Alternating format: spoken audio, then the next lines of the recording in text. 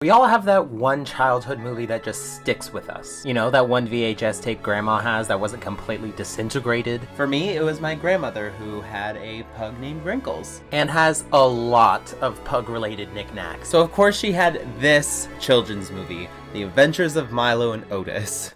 Milo and Otis.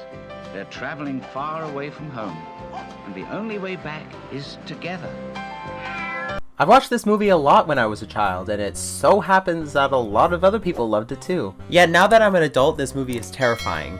Even without doing any research and just watching the movie, I can tell these animals definitely were hurt on set or even killed. They send a cat down 2 waterfalls. Like, what the fuck is that? Ever since I found this at a thrift store again about a year ago, I've really wanted to talk about it. And now since I do movies now, apparently, might as well talk about one of my childhood movies that, I'm now scarred by. So if you're triggered by any kind of animal abuse talk, you might want to leave now because this video is very sad. And the whole time, I will be making fun of the directors and filmmakers for putting the animals through hell. So just so you're aware. The Adventures of Milo and Otis, or The Adventures of Chatran in Japan, is a Japanese film from the fever dream of the director Masanori Hata, who for 15 years wanted to make a movie starring only animals. Yeah, because that just works out so well, doesn't it? So production began in July of 1984 and before opening in Japan on July 12, 1986. Yeah, and even at the time, people were a little iffy about this movie. And obviously a lot of animal rights organizations got involved. Including the American Humane Society, who apparently tried to investigate the claims, but nothing came of it. I don't know how.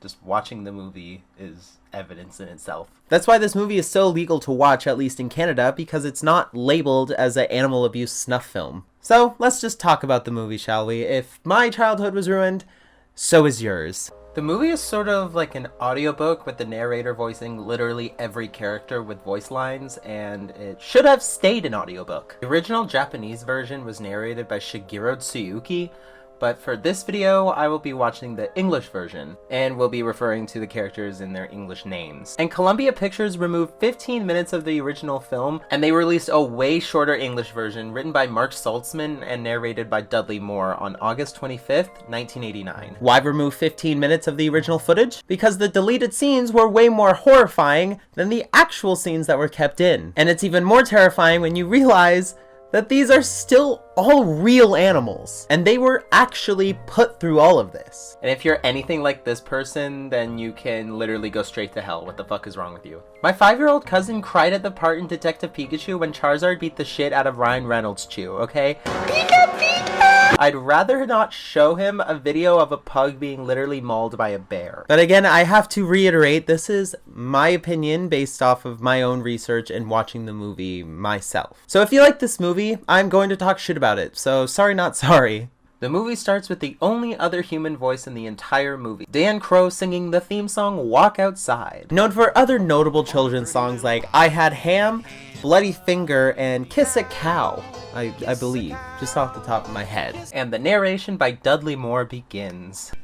Except for the activity up in the hayloft, the farm was pretty quiet that morning. He goes on about the noise in the hayloft waking up various farm animals, including these rabbits that are planning their late-night revenge on this mother cat. The farm cat had just given birth to her first litter. This is when we meet Milo, the orange tabby cat. After this newborn kitten falls from the hayloft and survives, this is where we meet Otis, one of the barn pugs. You're a strange-looking cat, Milo said. Oh, I'm not a cat, I'm a dog, Otis replied. Nevertheless, as if they knew how much they would need each other, Milo and Otis became best friends. No! No! I reject the premise of this! Yes, this first part of the movie does feel real. I do believe that this is an actual kitten and an actual puppy playing with each other. Like, I can believe that an actual puppy and an actual kitten are playing in this scene. A few weeks pass, the kittens and the puppies grow bigger, and Milo is constantly yelled at by his mother for some reason. Milo! And Milo... Milo, get back here! It seemed to Milo she yelled a lot. Milo, did you hear me? Milo got into trouble. He was the first to start calling out for food. No, I'm pretty sure they're meowing because they're terrified.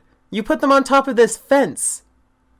Why? Get them down. So then Milo's mother tries to teach all the kittens about the dock and the dangerous river below. And naturally, Milo falls right into the river right after she says this and is swept away, so his mother has to go after him. Let's have a tally for every time I have to say, humans let this happen. I really want to give them the benefit of the doubt that there were handlers around, maybe, but things just get worse. That leads to this hide-and-seek scene where Milo tries to trick Otis's good dog nose. Milo had some new hiding places he couldn't wait to try out.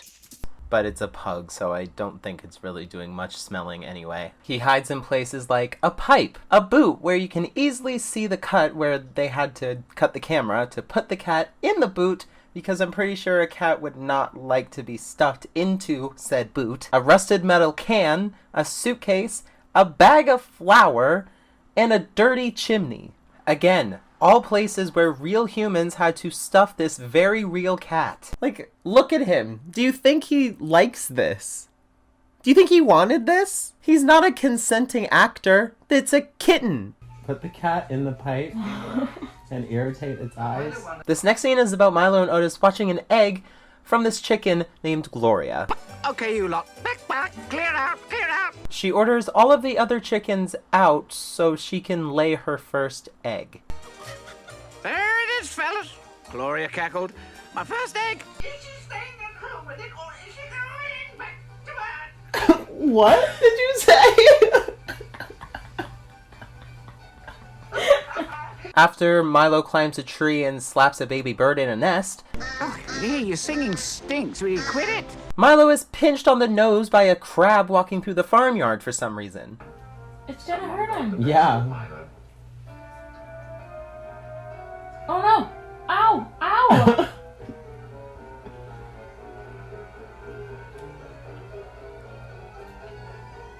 Oh my god, let go of him! You know, my favorite farm animal, a crab. Again, put there by humans for the sake of the plot. But since Otis is not very good at his job, a hedgehog tries to eat the egg.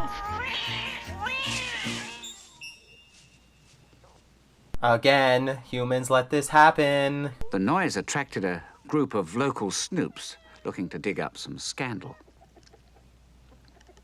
I call these three kittens the barn plastics. Boo, you whore. Then the egg hatches. I have no clue how long it's been between these two scenes, but it definitely has not been a month, right? Milo, Otis said,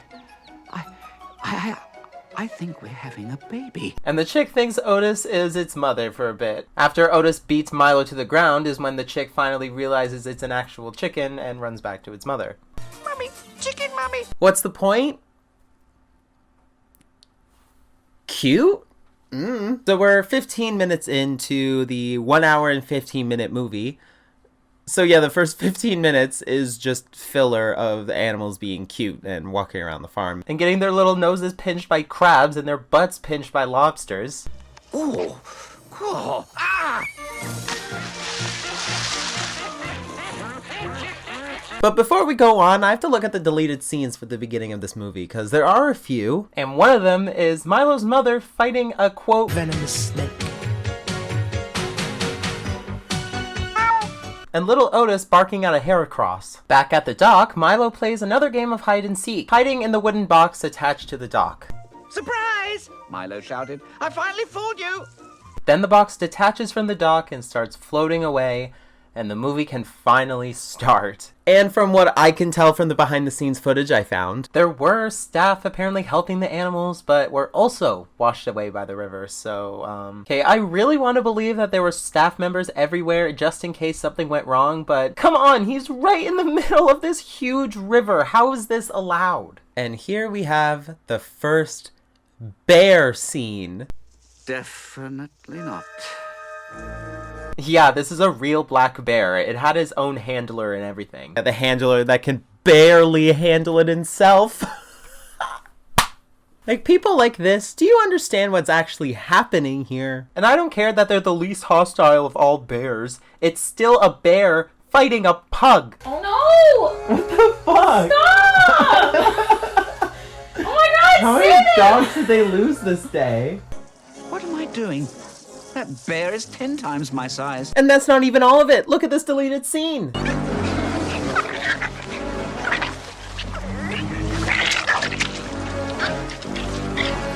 I swear to God, I don't understand how this was even allowed to be put on paper, let alone greenlit to be an actual children's film. Honestly, I think it would have worked way better as a children's book, a children's novel, a cartoon. It could have been a cult classic without all the animal abuse. Milo kept drifting along, but he was getting a little concerned because the river was beginning to move faster. You'd really be sending a cat in a box down 2 waterfalls.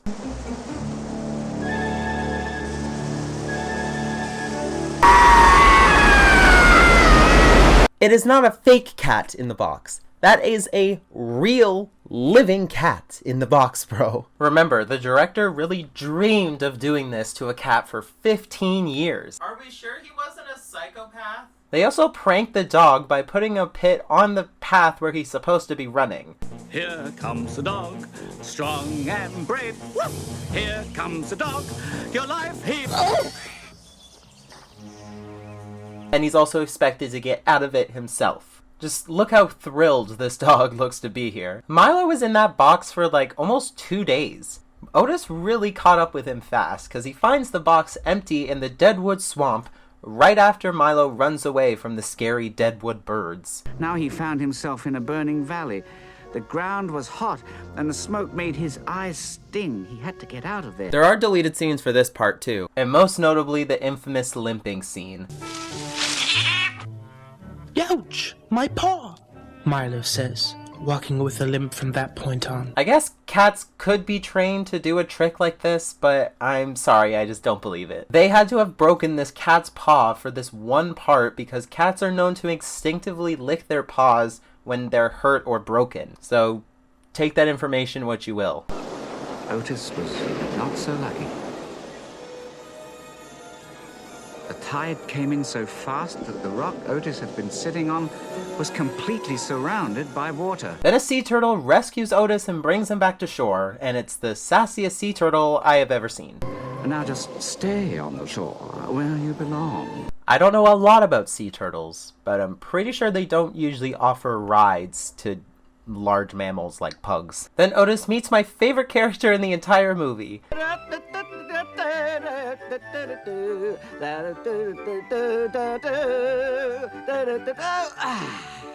God. Oh, much better. Whoa, holy shit, Milo's gonna get hit by that train! Milo had ducked just in time. What was that? He wondered. It could have run right over me. Oh, never mind, they just cut it. I'm surprised they didn't just throw the cat in front of the train. Then Milo meets this deer who teaches him how to frolic in this field. Does nothing for the plot other than adding another animal character. And this cute shot of a kitty sleeping on a deer. Yes, it's adorable. I love the voices Dudley Moore does for all of these characters. He just goes all in for it. Just let your heart lead, and your feet will follow, and will bound and leap like a gentle breeze. Bound and leap like a zephyr set free. Bound and, of course, leap. That night, Milo hides in a tree in a nest that's owned by this owl. He says it's a dreaming nest and is guaranteed to fill all your sleep with dreams. Oh, it's a magical owl. Then Milo goes fishing with his tail and manages to catch one. But then a raccoon steals it from him, of course. Guess who wanted it more? The raccoon wasn't the only one interested in Milo's fish. First it was the pug fighting the bear. Now the cat has to swat at it in a tree. Again, a real bear handled by real humans. Don't worry, there's still more cat abuse coming later. Like putting a cat in a den of seagulls on a cliff ledge. Cat! Cat! There's a cat near the babies! Again, humans allowed this to happen. And I've heard that a couple cats were pecked to death for this scene. And I can see that happening if it's true. Then it leads to another infamous scene from this movie. The cat being thrown off the cliff. There was only one way for Milo to escape.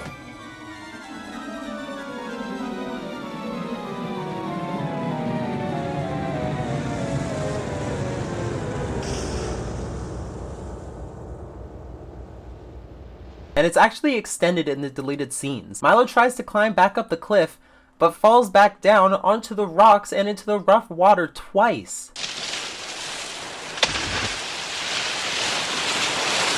Well, if at first he does succeed, try again. Oof. Oh dear.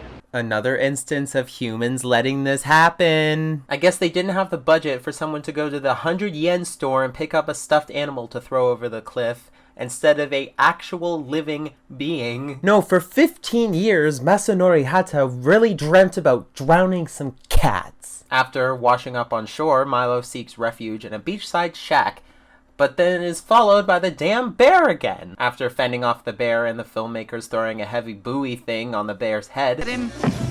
Oh, perfect shot, Milo said, feeling pretty good. It runs away, leaving Milo alone. But that just leads to Milo getting attacked by a snake in a tree, who makes him fall into a pit that was conveniently just there, under the tree. This is when Otis finally finds Milo, who helps him out of the pit with a rope that he manifested out of nowhere. Oh, they finally found each other. It's such a cute moment. And this being the end of the movie, how should it end? You'd think they'd try to find their way back to their home farm, but no, that's not how it happens at all. What else do you think they do in an animal movie? They have to find girlfriends and fuck. This is when we meet Milo's love interest, Joyce the white cat. Where did she come from? Honestly, she has to be a ghost because I have no clue where she came from. She's just sitting out the middle of nowhere. Where did you come from? And from the extra footage and clips from this interview, she and Otis clearly did not get along. しかし、その喜びもつかの間、チャトランの傍らにはじっと寄り添う彼女がいた。Don't be fucking rude. Are you kidding me? I swear to God, don't be fucking What are rude you and throw the thing on doing? me. I'll fucking hurt you. Soon, she and Milo become a couple, and Otis becomes jealous because Milo doesn't pay any attention to him anymore. I'm going over the mountains by myself. Why? Why are you so upset that your friend found some literal puss? There are things in this world that we will never fully understand. We want answers. So after all of that traveling, after all of that searching, getting stuck in the mud, he just runs away because his friend got a girlfriend. Then he just runs away, leaving them alone even though they tell him to stay. Then winter begins. Milo and Joyce find a cute little tree to live in, but Otis finds his own girlfriend who just spawns out of the snow. I'm Sandra, she said. Who are you? Why is she out here? Where did she come from? So Otis and Sandra find a cave to stay in until spring. Joyce was making preparations. Wait, what? The time was drawing near. No, please no. You okay, Joyce? Milo asked. Want some more dinner? Remember, you're eating for 8 now.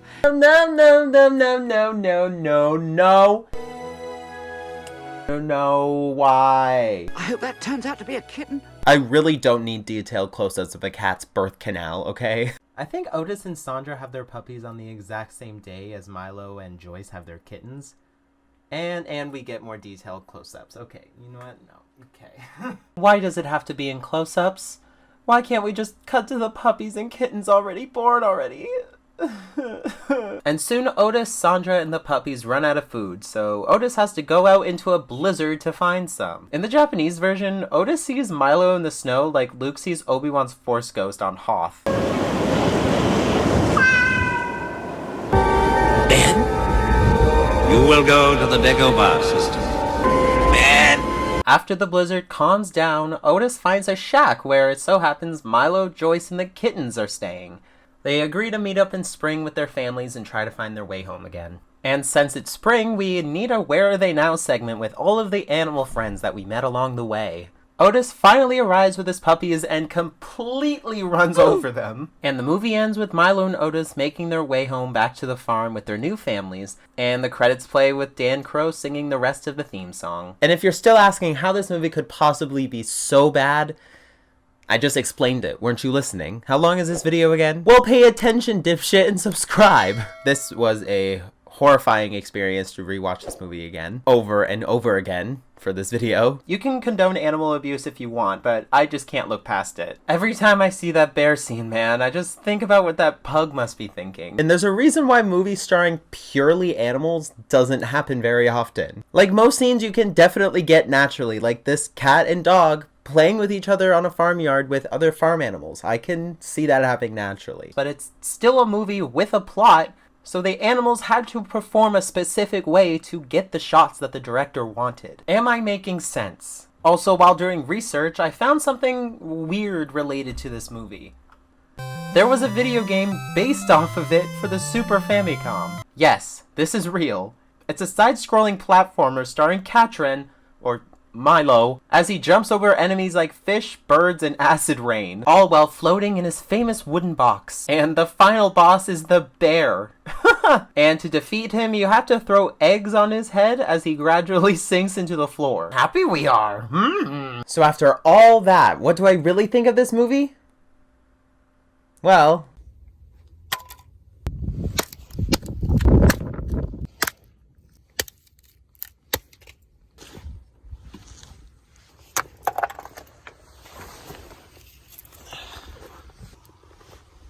I'm finally free.